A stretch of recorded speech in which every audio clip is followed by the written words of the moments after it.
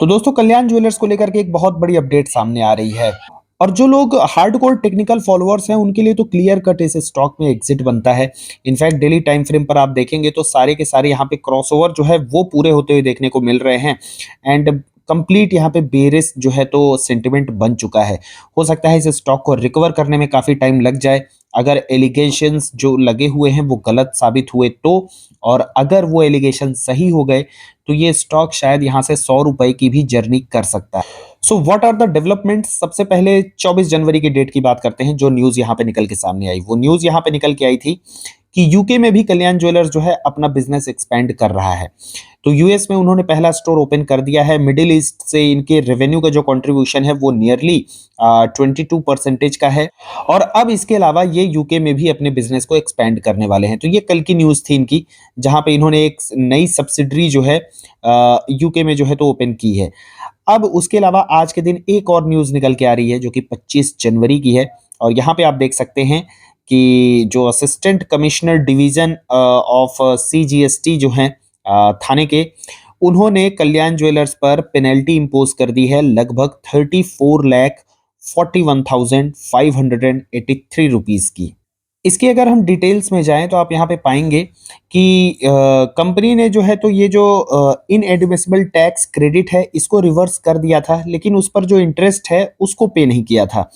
और ये जो पेनल्टी लगी है ये उस मतलब जो इंटरेस्ट है और उस पर जो पेनल्टी है उसको मिला करके ये टोटल अमाउंट जो है वो इम्पोज किया गया है।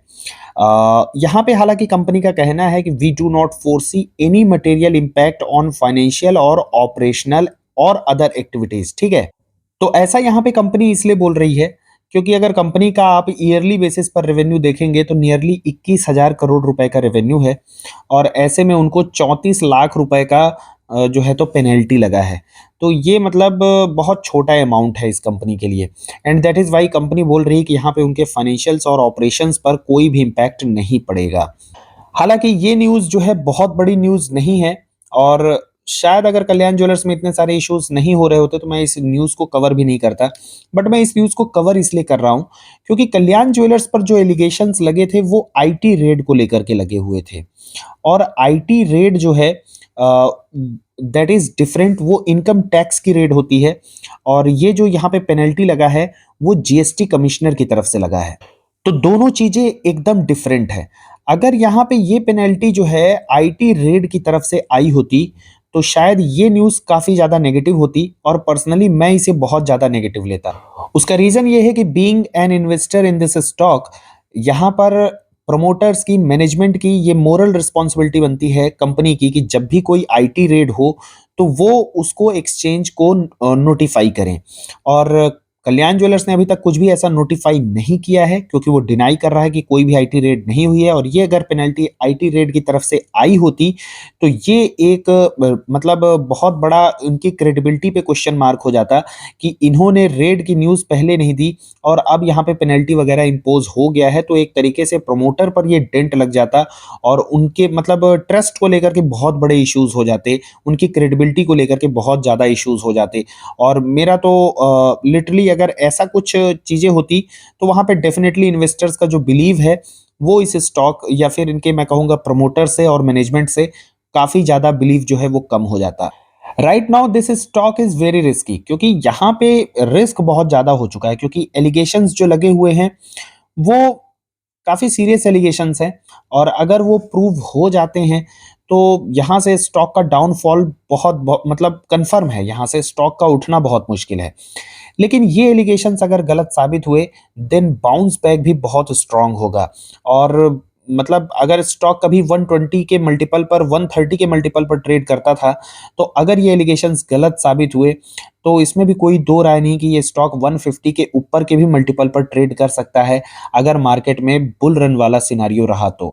और क्योंकि ये स्टॉक मेरे पोर्टफोलियो में है ऑलरेडी, इस चीज़ को मैं कई बार कवर कर रहा हूँ, इसलिए डिस्क्लेमर देना भी काफ़ी ज़्यादा इंपॉर्टेंट हो जाता है कि इस स्टॉक में कोई भी बाई या सेल जो है वो रिकमेंडेशन नहीं है। इस वीडियो में आप अपने फाइनेंशियल एडवाइजर से या फिर अपने रिस्क कैपेसिटी के हिसाब से इसमें बाइंग या सेलिंग करें। मैं जस्ट यहाँ पे अपना पर्सपेक्टिव शेयर करता हूँ कि कंपनी के बारे में मेरी क्या थॉट प्रोसेस है और मैं उस थॉट प्रोसेस के साथ कैसे इस कंपनी के साथ कंटिन्यू कर रहा हूँ।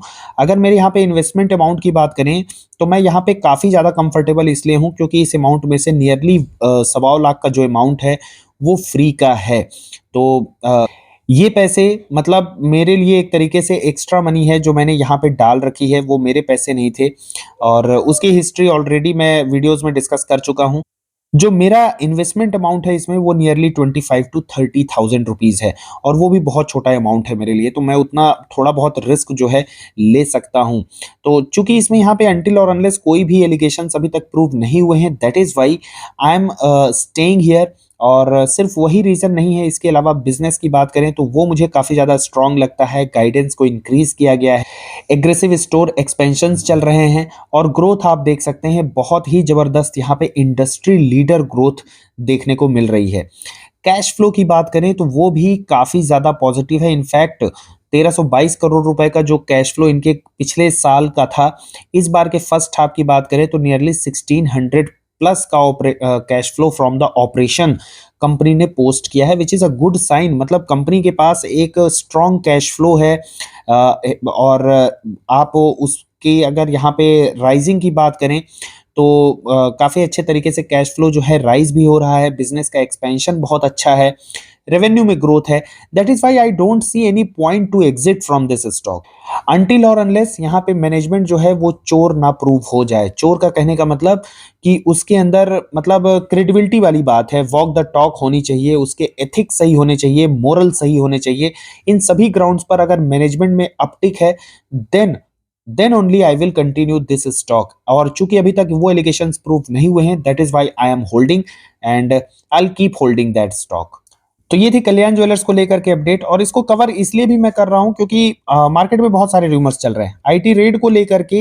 बहुत सारे लोग क्या है कि इसको कनेक्ट करने की कोशिश कर रहे हैं एंड ये जो है तो इससे कनेक्टेड है नहीं। दैट इज वाई इस कंफ्यूजन को दूर करने के लिए आज की ये वीडियो है। एंड अगर आपको वीडियो का कंटेंट अच्छा लगता है then hit the like button and do not forget to share and subscribe the channel. Thanks for watching the video.